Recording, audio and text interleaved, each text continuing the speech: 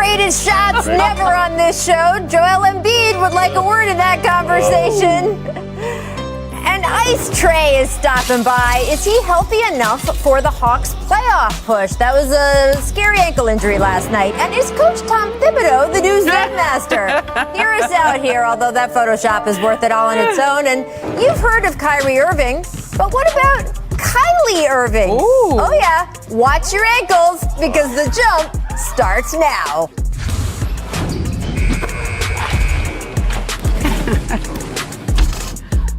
Welcome to The Jump. I'm Rachel Nichols alongside NBA champion, and he now has the ring to prove it. We made sure that happened last year. Matt Barnes, and also our senior NBA writer, insider, all of the things, Ramona Shelburne. Right. We have got so much on deck today, starting with the back cover. Let's start here. The back cover of the New York Post, not for the faint of heart. Having a bad day, they'll make it worse. Right. Having a conflict, yeah, they'll rile it up. And I'm not even going to get into the Post cover after the big press conference Tom Brady gave during the whole Deflategate thing. You people have Google. You can look it up. This is a family show. But while New York's tabloids may often be merciless, when they do give their seal of approval, it means something. And so it was nice to see this morning's great headline commemorating the Knicks' longest winning streak since 2014. Something genuinely wonderful is happening with this team. And yeah, part of it is just what we've been talking about all season. After spending so long as one of the most poorly run organizations in sports, the Knicks are actually a functional franchise now. But it is more than that. It's the way this team is winning, with that kind of effort that has made them one of the strongest defensive teams in the league, with execution and cohesion that allows them to often be greater than the sum of their parts. No, this team does not have two MVPs like the one across the East River, but they do have players who are pushing the boundaries of how to be their best selves, most notably Julius Randle, whose expansion of his game from distance has fueled what has been a remarkable career resurgence. Coming into this season, Randle's career average from behind the three-point line, 29.5%. This year, 41%, one of the most notable single-season jumps in league history. Honestly, it's extremely rare for players to make any sort of jump of that magnitude in their seventh seasons. Usually by that point, a player has had so many chances to grow that if they haven't done it already, they're just not gonna. But of course, nothing about this past year and a half has been usual for anybody. And when the NBA shut down last March and Randle didn't find himself playing again for 9 months, he used the time to relentlessly rework his game. So it was fitting that on his way to dropping 40 last night in an OT win over the Hawks, Randle's first shot of the night was a step-back three.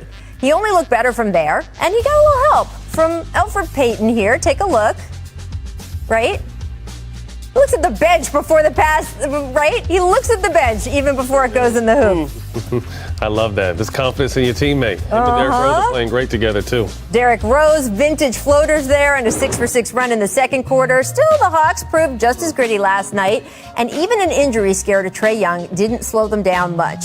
Watch Young being helped off the court here with an ankle sprain, and we're going to get an update from Young himself when he stops by the show a little bit later. But even last night, we got the news that it was not a major injury. Here was Young's tweet after getting his ankle scanned, quote, "God had my back with this one. We be back soon. We move." Meanwhile, as Young was getting treatment, the game went into overtime, and that's when Randle again powered through the Knicks. This is a nice three and a nice pass there, too, to help seal the game. It's notable Randle has remained able to play so well at the end of games, considering this is a Tibbs team, which means Randle is leading the league in minutes. And it's also notable that with the win last night, the Knicks are now sitting in the East 4 spot, giving them home court advantage in a potential first-round playoff matchup. Even the tabloids agree. What's possible for this team just keeps skyrocketing. Get ready for some fun back covers in the months ahead. All right, so Matt, does Julius Randle make your All-NBA cut because you are looking at a competitive court? Yes, he's been playing great. Probably the most improved player in the game. I don't know if he makes All-NBA, but he's right there, definitely second team. I love his ability to expand his game and really kind of spread his wings. You know what I mean? In LA, I saw flashes. In New Orleans, you saw some more flashes, and all those flashes are kind of starting to turn into fireworks now. And you definitely got to credit Tibbs for empowering him. And this kid's a monster, man. I love to see the growth.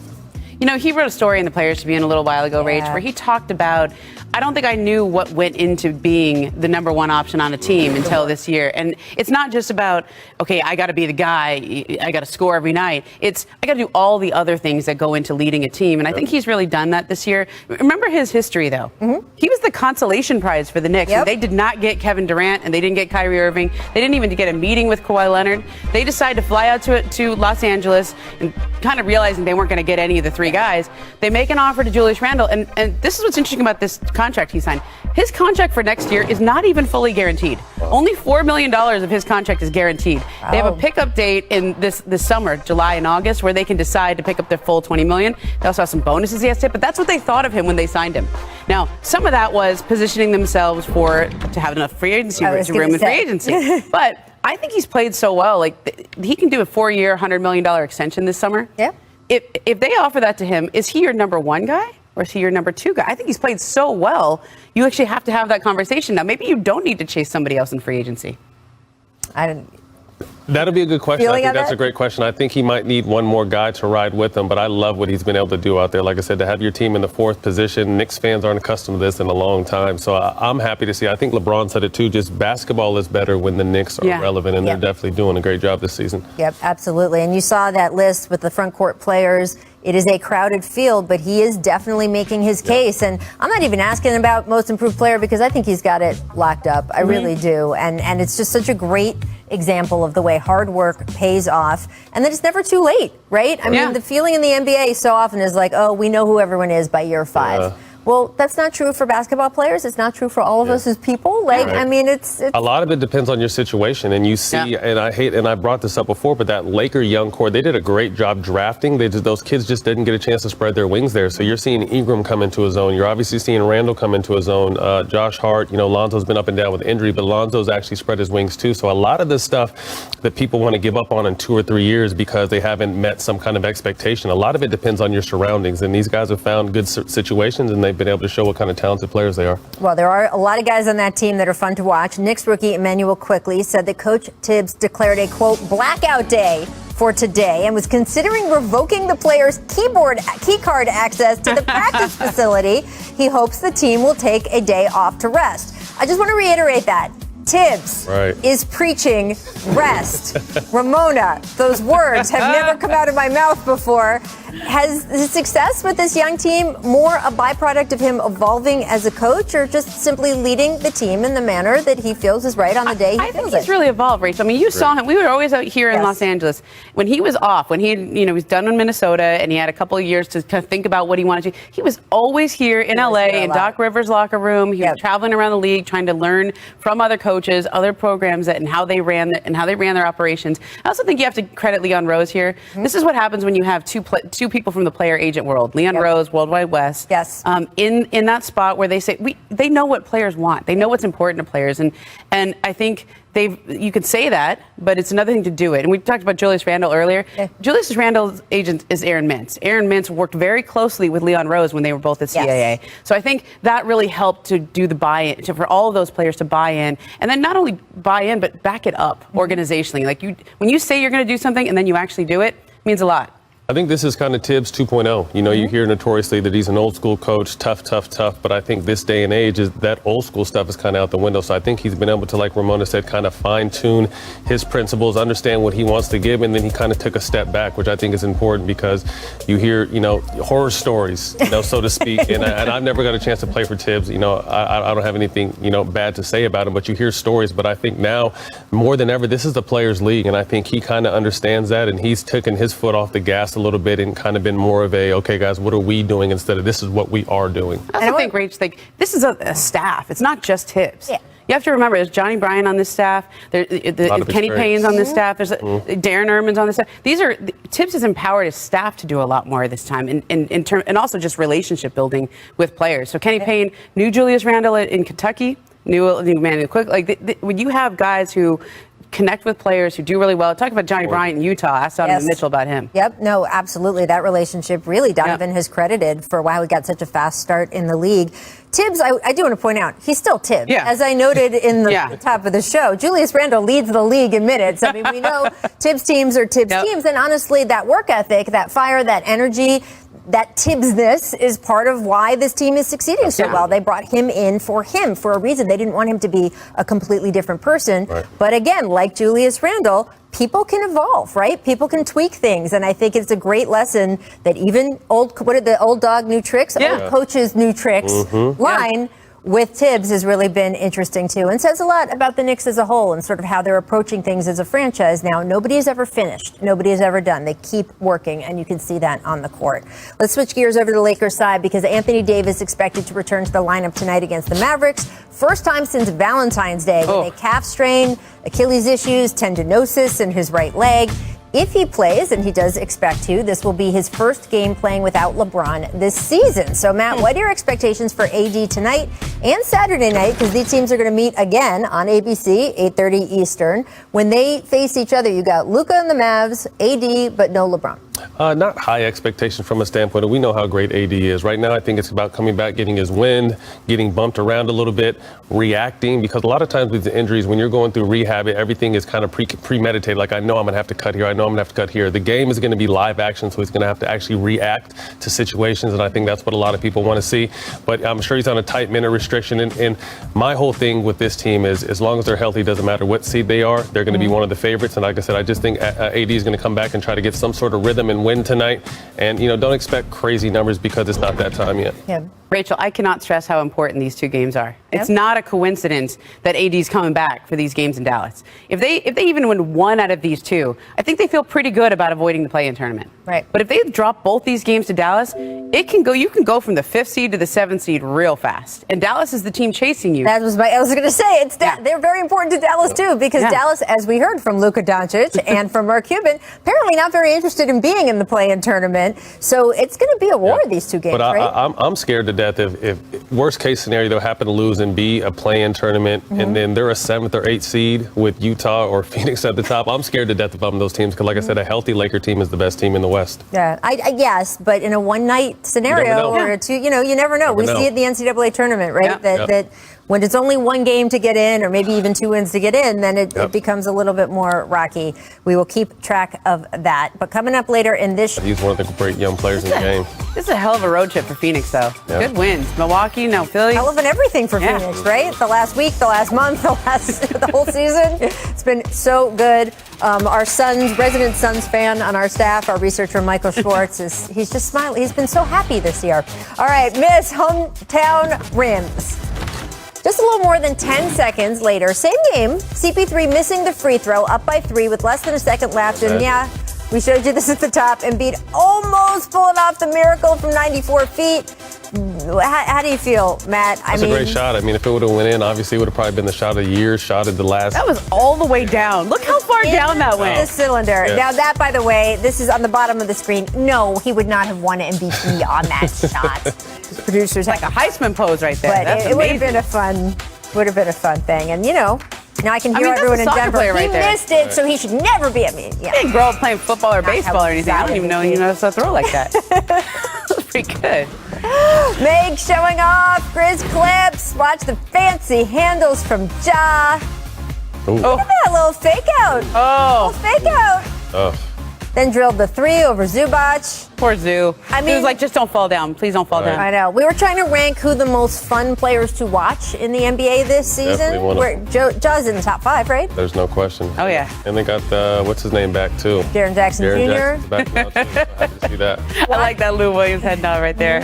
He's like, yeah, okay. I see it. Man, he saw the big guy out there like, oh. I know. So it's on-court moves like this. It's, of course, the dunks. It's the dunks that don't make it. But my favorite is watching him trash talk because this young man is scared of absolutely no one. All right, Miss Everything. Warriors, Wizards. Real nice ISO here from Andrew Wiggins. And all that, too. Airball. That is an airball, and normally you want to talk. That is a hell of a move and a very skilled, difficult move that he put on. I mean, look, the guy didn't even put his brakes on. He's just like, all right, you got me. He just happened to airball the shot. But that's a hell of a move by Wiggins. Yeah, I mean. Got to make it, though. I don't want to say anything too mean. That could be something real mean. I mean, look, it's such a good move. It looks good. It looks like it should be an all-star. And then it's an airball. You know what I have to say? Look out for the Washington Wizards, people. 6 in a row. 6 in a row for the Wizards. There you Second go. longest win streak in the league. Yes, Ramona, 6 in a row there. Shut down the previously on fire Steph Curry last night. His streak of 30-point nights is over now. Right? Big reason for their success has been the improved play of Russell Westbrook. He notched another triple-double last night. Clearly not struggling with his confidence either, because when is he? Check out what he said after the game. My job changes every night, and I feel like I'm one of those players that if I need to defend at a high level, I can do that too. If I need to score at a high level, I can do that. Pass, I can do that. Rebound, I can do that. You want me to coach, I can do that too. I just feel like I can do everything. All right. Matt, you heard the man. Would you like to be coached by Russell Westbrook? Probably not coached. I would have loved to play with someone like Russ. I mean, if you're going to war, Russ is someone you guys take. I think he's undervalued and underappreciated, and he's made the triple-double look so easy that I don't think we appreciate how actually hard they are now. I mean, he's on the verge of breaking Oscar Robinson's record. I'm not sure how many, I think 12 or 11 away from breaking his record, but Russ is one of those guys, no matter what, you know what kind of effort you're going to get from him when he's on the court. And he took a bad situation. People thought, man, is he going there to end his career? And turned it into a situation where, 6 wins in a row. I think they're in the 10th spot right now and playing really well, him and Brad Beal. So, Russ has always been able to do all of that. He's always had that full game. The question was, does he know how to pick his spots? Does he know how to do all of it in one game and when he should do all of it? And I think as he gets older, and we've had a lot of questions about whether his athleticism will translate as he gets older, that's what the key for him is going to be in the second part of his career here, in the latter stages of his career. Can he defend and also score? Can he defend and also have enough energy to get those 20 rebounds like he did last night? In the past, he's put so much on himself to score, to be the number one guy, to carry the team. And I think a lot of his coaches and a lot of his former teams would say, hey, you don't need to do all of that. All of it, right. We need you to save yourself, right? We don't need you. We don't need you to try that three-pointer. Right. Yeah. Well, as you get, can you downshift and still have, the same impact on the game as you had when you were in fact? Because Russ has always been a guy that's played 100 miles an hour, So now you're seeing him picking and choosing his spots, and it shows. You still see how explosive he is because he's not running 100 miles an hour now. He's taking his time and pacing himself, and then when he has to take off, he still has it. So, again, I think we need to put more respect on Russ's name, but he's had a great season. It's so interesting because, Ramona, you remember that Royce Young piece from a few years ago where he talked about some of the ways that Russ is kind of famously inflexible. Has to park in the same spot every day, has to have his sandwiches cut in a certain diagonal direction. But that being said, he has shown tremendous flexibility for what his team needs when. And that was actually one of the most impressive things to me about his MVP season. The way he stepped up his performance in the clutch, the way he shifted his shot profile in that season. And then we saw some regression from that of being willing to be that flexible. Matt, what is the journey as you age in this league to kind of accept, hey, this is changing for me and I need to make changes too? It's important, and you have to, like you said, the last part, you have to adapt your game to where you're at as an individual. Obviously, our minds, the older we get, the sharper our minds are, but just our bodies don't follow. And that's one thing Kobe said. He's like, my mind is sharp as ever, just my body can't keep up. You know what I mean? So I think Russ is one of those guys, probably the most explosive point guard we've ever seen in the history of the game. How is he going to be able to?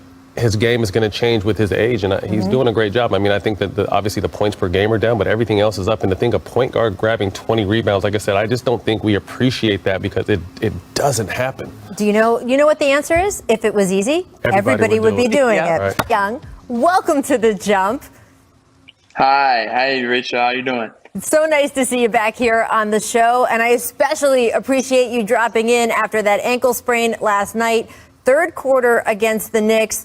It was a little scary watching you leave the court there, but you tweeted after the game you felt pretty lucky. Give us the update. What happened post-game in terms of the doctors checking you out, and what happened when you woke up this morning?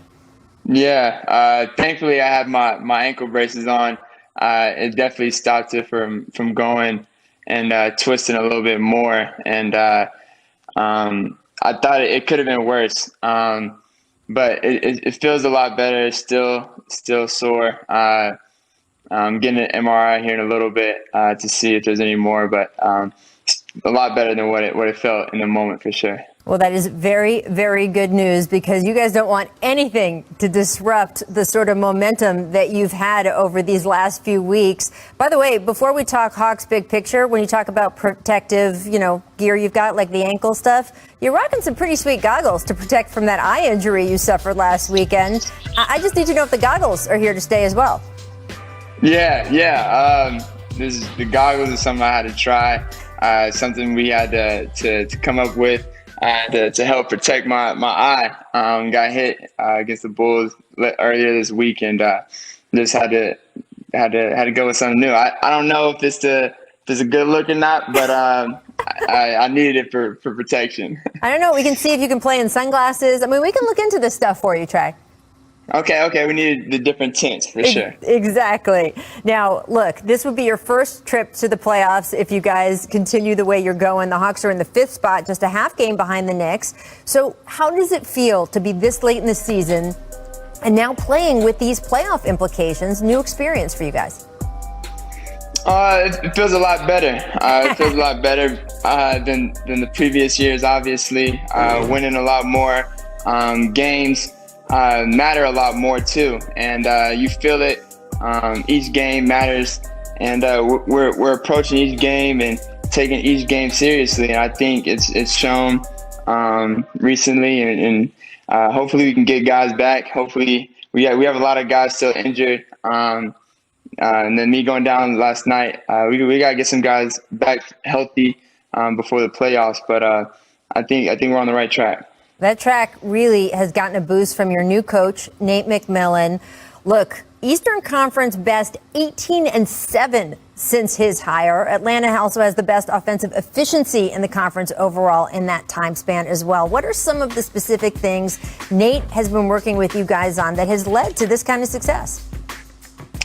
I mean, it's been a big collective unit. I mean, Nate has came in and done a really good job. I'm just giving a lot of guys confidence, and everybody's just playing free, and everybody's just playing for each other, and it's been a big collective unit. And you can tell the chemistry everybody's playing with, and the joy everybody's having right now, and it's fun, especially when you're winning.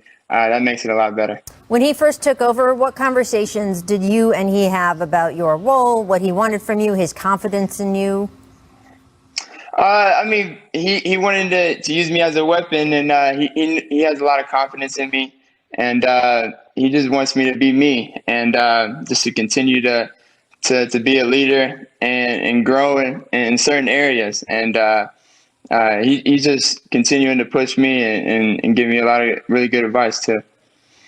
Well, I want to switch gears a little bit here because after a jury found former police officer Derek Chauvin guilty on 3 counts for the murder of George Floyd, you posted on Twitter, quote, "long overdue," and then you followed up with the message, quote, "way more work to do." So what does that work entail for you?